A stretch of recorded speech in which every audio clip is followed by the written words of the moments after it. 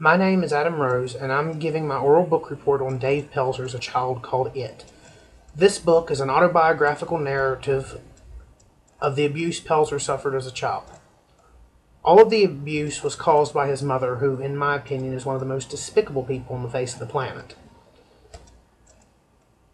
I had several reactions to this book: horror, disgust, sadness, and anger. The things that I find the most horrifying and disgusting are the sensual descriptions of the things that Pelzer's mother does to him. I'll apologize now before I discuss them because some of the details are rather graphic. At one point in the book, she forces the boy's arm into the open flames of a gas burner on a stove. Imagine how that would feel, having the skin on your arm burning, and Pelzer even describes as able to smell the burning hair on his arm. After she does that, she orders him to climb onto the stove and lay down on the burners so she can watch him burn. Can you imagine how horrifying it would be to think about being burned alive, especially when it's your mother who's ordering you to do these things? The prospect of this is something that's difficult to imagine and difficult to put into words. At another time, she tries to force him to eat his baby brother's feces. To do this, she shoves his face down into the soiled diaper.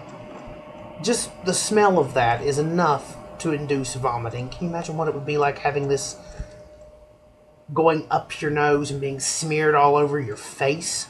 That's disgusting, to say the least.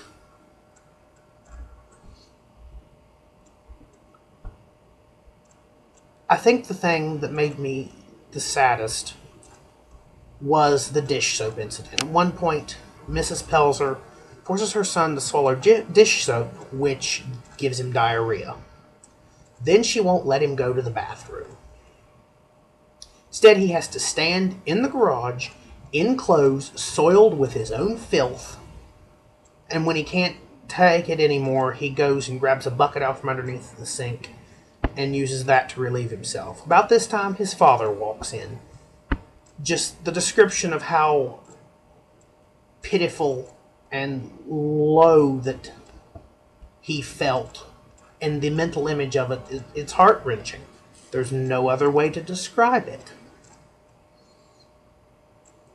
And as for being angry, pretty much everything that this evil, evil woman did in this book angered me. She had no right or reason to treat her child like she did. I guess you could say I have a soft spot for children. Maybe that's part of the reason I want to be a teacher. I truly believe children are a gift from God, and they need to be treated as if they were a gift. They need to be loved and protected and nurtured, and on occasion disciplined. But there is a big difference between discipline and abuse. When someone abuses a child, I believe that person loses part of the substance that makes them human. Someone who is really human would not have the capacity to do that to a child. Pelzer's mother isn't human, she's a monster. Only a monster could do the things she's done. I did learn a few things from this book. One, I learned that sometimes teachers are the only source of nurture and comfort and love that a child has. Sometimes we have to be the child's support system. Second thing I learned is that we should be ready to be a support system for a child if we have to. We may encounter these things as future teachers, and we need to be ready to deal with them. Thank you.